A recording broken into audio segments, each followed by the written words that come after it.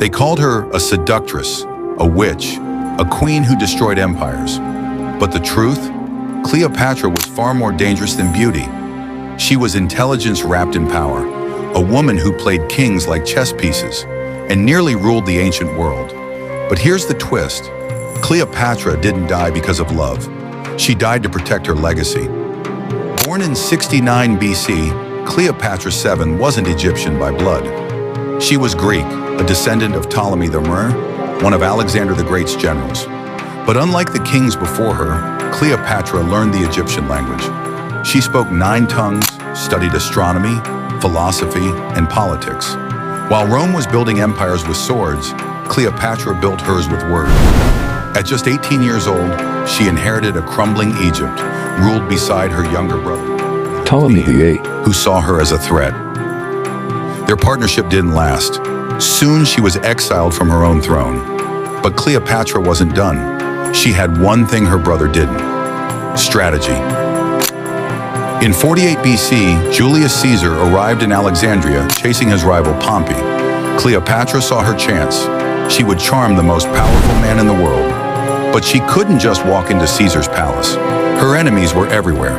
So legend says, she had herself smuggled into his chamber inside a rug. When the rug was unrolled, there she was, radiant and confident. Caesar was stunned. The moment changed history. Cleopatra became Caesar's ally, lover and queen once again. She gave birth to his son Caesarion, the only child Caesar ever acknowledged. But power attracts enemies, and in Rome, Cleopatra was now seen as a threat to the Republic itself. When Caesar was assassinated in 44 BC, Cleopatra's world collapsed. Her lover was dead, Rome was in chaos, and Egypt was once again alone. But Cleopatra didn't fade away. 3 years later, another Roman general would enter her life, Mark Antony, a warrior, a politician, a man Rome adored. Their first meeting in 41 BC was legendary. Cleopatra sailed into Tarsus on a golden barge, its sails purple, its crew dressed as gods. She herself appeared as Aphrodite, goddess of love. Antony didn't stand a chance. Their love story would ignite empires. Together they ruled the East. Antony in Rome's name, Cleopatra in Egypt's glory. They had 3 children, and Antony even married her, breaking Roman law.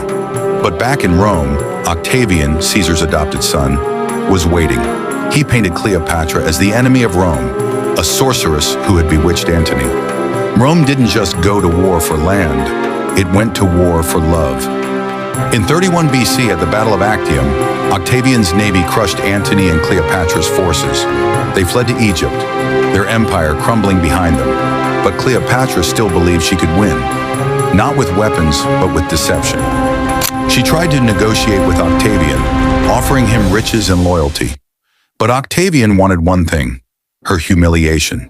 He wanted to parade her through the streets of Rome in chains.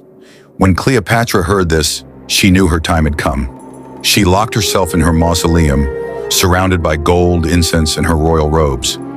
Antony, believing she was dead, fell on his sword in despair. Bleeding, he was carried to her and died in her arms.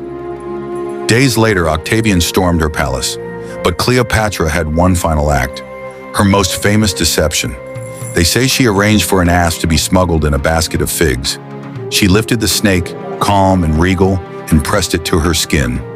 A moment later, the Queen of Egypt was gone. But here's the mystery: her death was never proven. Some say the bite was staged. Others believe she drank a lethal poison of her own making. No one knows for sure. But Cleopatra died as she lived, on her own terms. Cleopatra wasn't just the last pharaoh of Egypt, she was the last symbol of an ancient world. A ruler who defied empires and reshaped history. As Octavian became Augustus, Rome rose to its greatest height. But even in victory, Rome couldn't erase her story, because centuries later, the world still whispers her name: Cleopatra, the woman who outwitted death itself.